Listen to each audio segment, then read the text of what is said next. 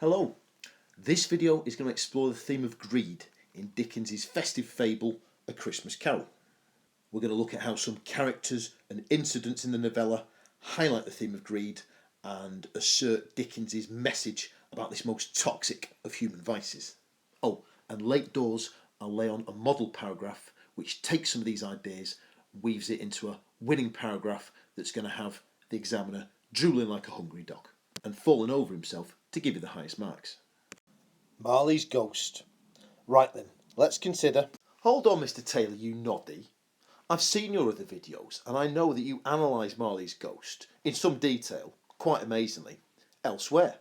What are you doing serving me the same slop twice? Well, yes, I have looked at Marley's ghost in videos exploring other themes, but from your point of view, that is the beauty of this exam. It's not like one character or one incident from the book only links to one theme. You know, you're rarely going to get such a reductive ratio in literature. You can link Marley's ghost, for example, to the theme of poverty, the world of work, social responsibility. I'm just choosing here to link to the theme of greed. Just to clarify then, me recycling ideas from old videos isn't me being cheap and lazy, though I am cheap and lazy, but that's another story. What it is me working smart. So where were we? Oh yeah, owing to Marley's greed and his selfishness in life, he's been punished in the afterlife. He's compelled to drag around this heavy chain as he exists as a forlorn, ghostly figure. A key quote of Marley's, which we can link to the theme of greed, he says, "This is the chain I forged in life." His greed facilitated that misery and suffering in the afterlife. Greed was a sin that he's got to pay for. And too late does he learn that mankind was my business, which is arguably one of the key lines of the novel. Mankind was my business.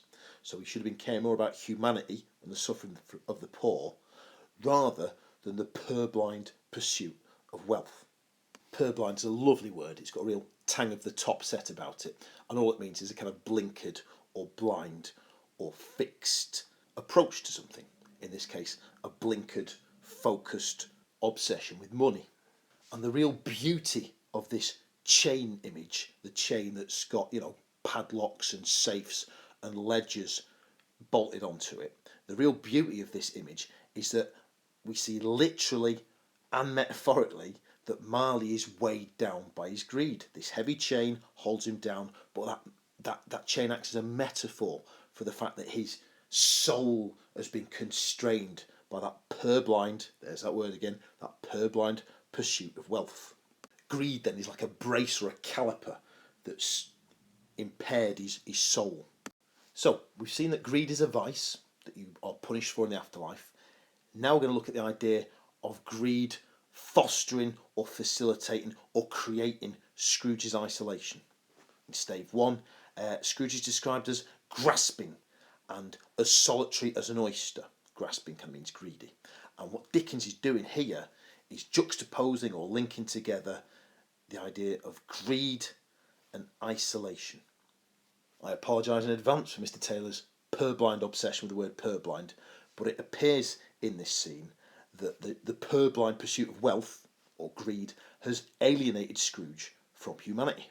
A lot of people interpret that line, Scrooge being as solitary as an oyster, as suggesting that inside there's something of real value, there's a real sense of goodness, something beautiful and precious inside him.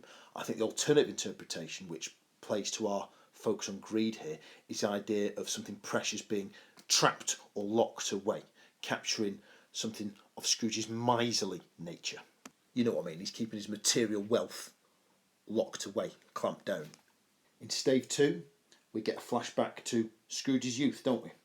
And we see Belle breaking up with Scrooge. And Belle is very sensitive with Scrooge, even though he's fast becoming the dead-eyed money-making machine that we meet in Stave 1. She doesn't say to him, this lassie, "Welcome to Dumpsville, population U." She's a lot softer in delivering the blow, perhaps in deference to the love that she generally felt for him. It's interesting, Belle means beautiful, and perhaps here we're seeing a kind of an inner beauty. There's an inner majesty about this girl, and she doesn't want to inflict pain on Scrooge. Well, that's all fascinating, Mr. Taylor. How does it marry up with the idea of greed, the theme of greed? Good question. She says at one point that Another idol has displaced me, a golden one. Clearly then she perceives Scrooge's love of wealth to outstrip the love that he felt for her. We're seeing in this scene then that greed is corrosive to love in relationships.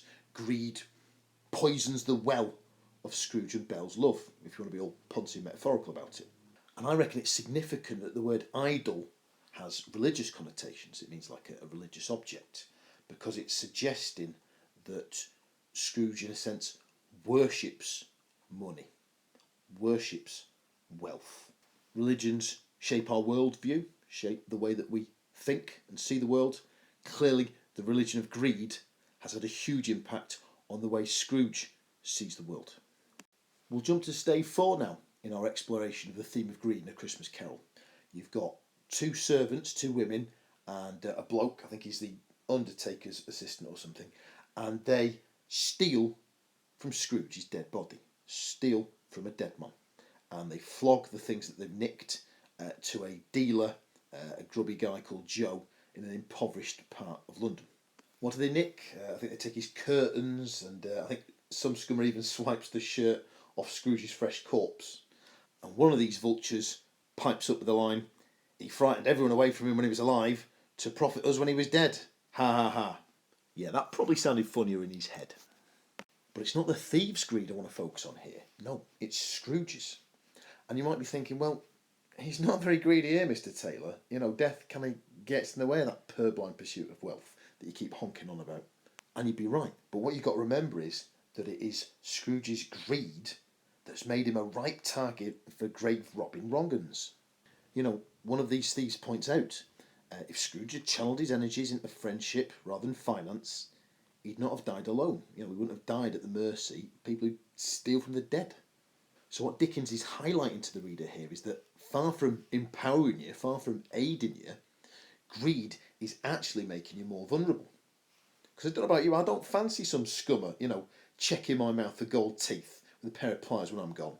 Hopefully, my partner, my daughter and a few pals might be around to ensure that kind of thing doesn't happen. That I'm not left in such a demeaning, isolated situation. And what I've done here is I've laid on a model exam response to a question along the lines of explore the way Dickens presents the theme of greed in A Christmas Carol.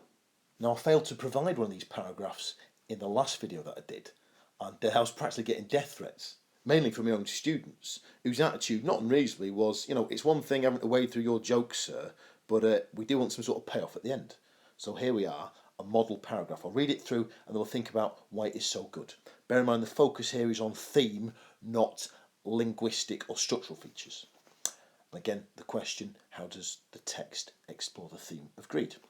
When thieves ransack Scrooge's corpse in Stave 4, Dickens levels a criticism on the human vice of greed. One thief admits that Scrooge's greed alienated him from humanity during his life, to profit us now he's dead. This implies to the reader that greed actually renders a man more vulnerable, giving him no security from predatory elements in society. Now the highlighted sections should marshal your attention to the features that make this a good paragraph. Firstly, I've said about the thieves ransacking Scrooge's corpse. That's an incident from the text that links to the theme of greed. And of course I've shoehorned that word greed into my first point. I've said that Scrooge is alienated from humanity. I could have said separated or isolated. I think alienated sounds a little bit more highbrow, so I tonked it in there. I've embedded some evidence to back up my assertions as well.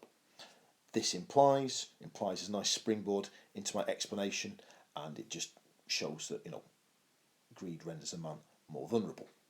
Again, I suppose if I was an idiot, I could have said from scummers in society. That wouldn't have sounded too clever or top set, so I've replaced that kind of informal tone with a very highfalutin term such as the predatory elements in society. Again, just maintaining that critical style which an examiner does reward. Conclusions. I'm all done making with the yakety-yak, so feel free to cock an eye over this screen if you're so inclined. It just sums up everything the video has focused on. And that's us, folks. We've looked at greed in A Christmas Carol, exploring some characters and some incidents from the text, and I've interpreted how Dickens uses these character incidents to comment on that purblind pursuit of wealth. It only remains to wish you the best British luck in the exam.